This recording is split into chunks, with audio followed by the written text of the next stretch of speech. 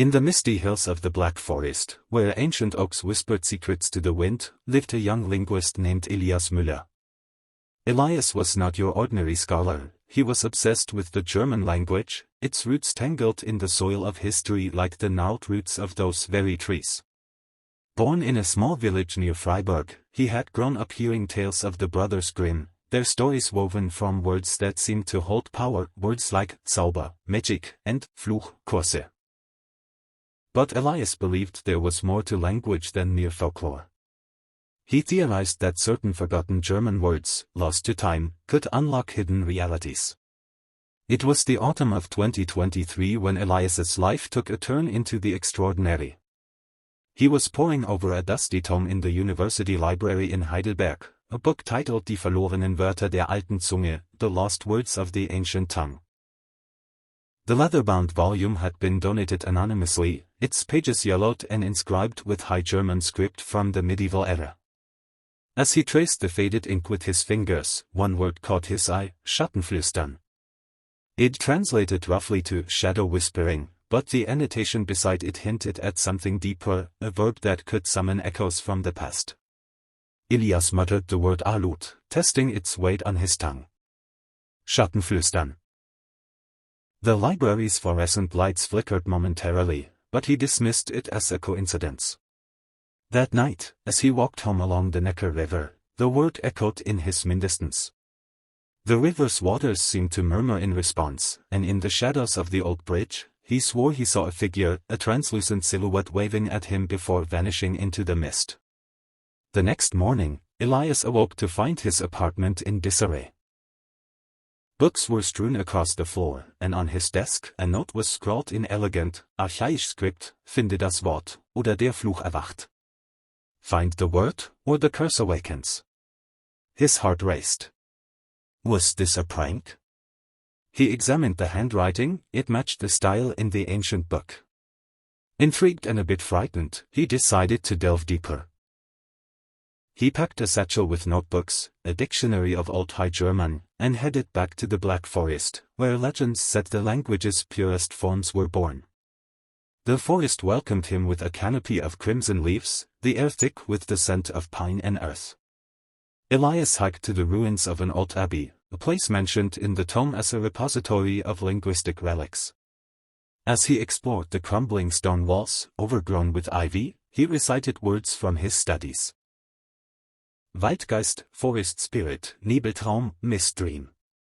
Nothing happened at first, but then, as dusk fell, he whispered, Schattenflüstern, again. This time, the shadows around him stirred. They coalesced into shapes, ghostly figures in medieval garb, their eyes hollow yet pleading. One stepped forward, a woman with flowing hair like spun silver. Du hast uns gerufen, she said in flawless old German. You have called us. Elias stumbled back, his modern German faltering. Wer seid ihr? Who are you?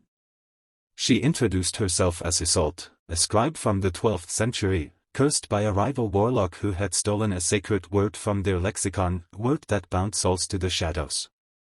The curse, she explained, was tied to the German language itself. As words evolved and were forgotten, so too did the spirit's fate, trapped in limbo.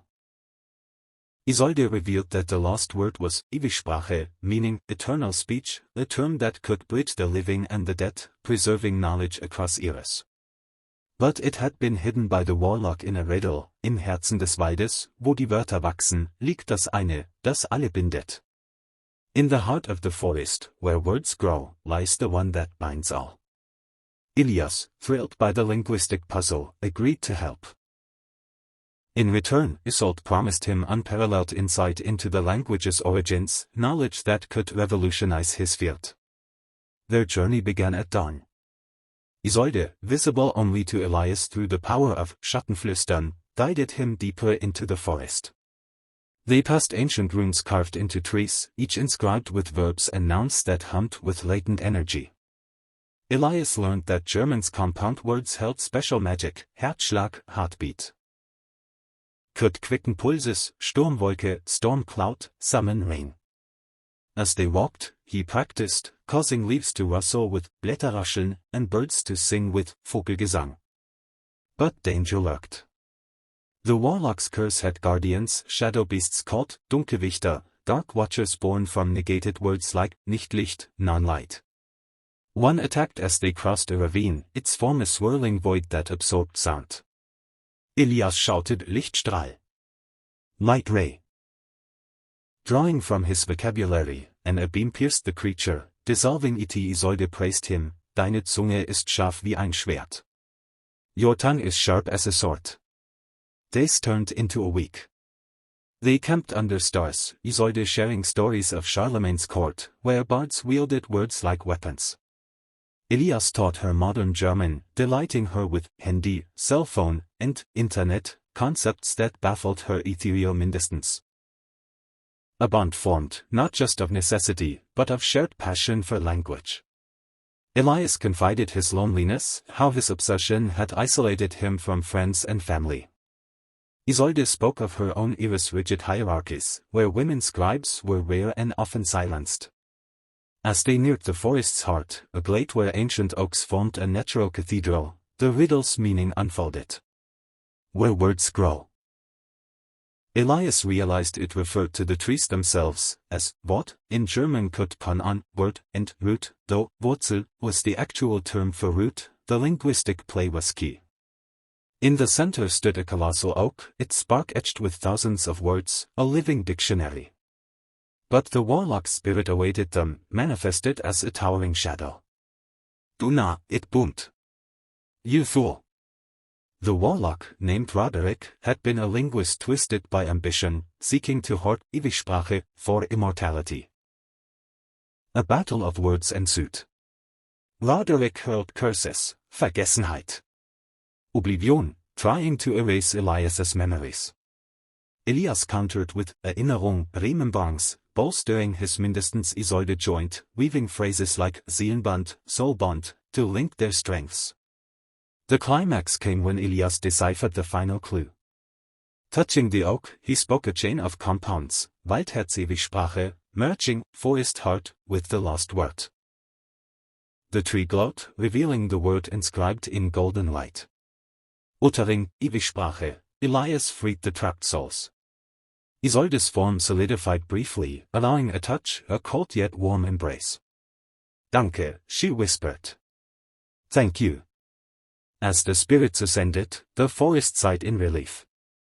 Elias returned to Heidelberg a changed man, the book now complete with the reclaimed word. He published his findings, not as fantasy, but as a metaphorical exploration of language's power, earning acclaim. Yet, in quiet moments, he whispered, Schattenflüstern, hoping to hear Isolde's voice once more. The experience taught him that German, with its precision and depth, was more than syntax, it was a gateway to the human spirit. And in the Black Forest, where words still grew, the curse was broken, but the magic lingered. Elias' adventure didn't end there. Upon returning to the university, he found his colleagues skeptical.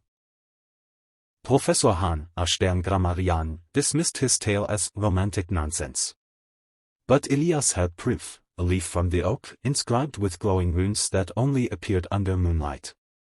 He began lecturing on linguistic mysticism, drawing crowds of students eager for something beyond dry conjugations. One evening, a mysterious woman approached him after class. Her name was Lena, a descendant of Isolde's line, drawn by family legends. She spoke fluent Old German, inherited from heirlooms. Together, they explored more lost words. Traumwanderer, Dreamwalker, allowed them to enter shared dreams, where they relived historical events, the signing of the Peace of Westphalia, the fall of the Berlin Wall, through linguistic lenses. Their partnership blossomed into romance. Lena's practical nature balanced Elias' whimsy. They traveled to Berlin, visiting the Pergamon Museum, where artifacts whispered secrets when Artefaktflüstern was spoken. In Munich, during Oktoberfest, they used Festfreude, festival joy, to amplify celebrations, turning a simple beer hall into a vortex of laughter. But shadows returned. Roderick's curse had remnants, echoes that haunted modern speakers. In social media, mangled German phrases spread misinformation, fueled by the warlock's lingering malice. Elias and Lena traced it to a viral app that translated ancient texts incorrectly, corrupting words like Wahrheit, truth, into Lüge, lie. They infiltrated the app's headquarters in Hamburg, posing as developers. Using Versteckwort, hidden word, they uncovered the source, a digitized version of Roderick's grimoire. A digital battle ensued, with Elias coding spells in Python, blending tech and tongue. He wrote a script invoking Digitalfluch aufheben, digital curse lift, purging the corruption. Victorious, they founded the Institut für ewige Sprache in Freiburg, dedicated to preserving German's heritage. Students learned not just grammar, but the soul of words, how Heimat, Homeland, evoked belonging, Wanderlust, inspired journeys. Years later, Elias, now grey-haired, sat with Lena in the Black Forest. Their children played, reciting nursery rhymes with magical twists. Whispering, Schattenflüstern, he saw Isolde's ghost smile approvingly. The German language, once a curse's vessel, became their eternal bond. To flesh out the characters, Elias's backstory involved a childhood loss. His parents died in a car accident, leaving him with only books for comfort. German fairy tales were his escape, words like Märchen, fairy tale, his solace. Isolde, in turn, revealed her tragedy, betrayed by Roderick, her lover, who stole her work on Ewigssprache, for power. During their forest trek, they encountered mythical creatures. A Zwerg, dwarf, guarded a cave of echoes, testing Elias with riddles in Low German dialects. Solving, was ist leichter als eine Feder, doch kann es die Welt zerbrechen? What is lighter than a feather, yet can break the world? Silence, Schweigen, they gained a map. In the glade, the battle intensified. Roderick summoned Sturmwut, storm rage, whipping winds. Elias and Isolde chanted Herz, calm heart, centering themselves. Lena's later involvement added tension. Jealous of Isolde's bond with Elias, she confronted her own linguistic heritage, learning Vergebung, forgiveness. The institute hosted workshops, compound creation, where participants invented words like Technozauber, tech magic, for AI ethics. Elias wrote a bestseller, Wörter die Welten weben, words that weave worlds, blending fact and fiction. In the end, as Elias aged, he passed the leaf to his granddaughter, whispering, Die Sprache lebt in dir. The language lives in you. The Black Forest echoed eternally,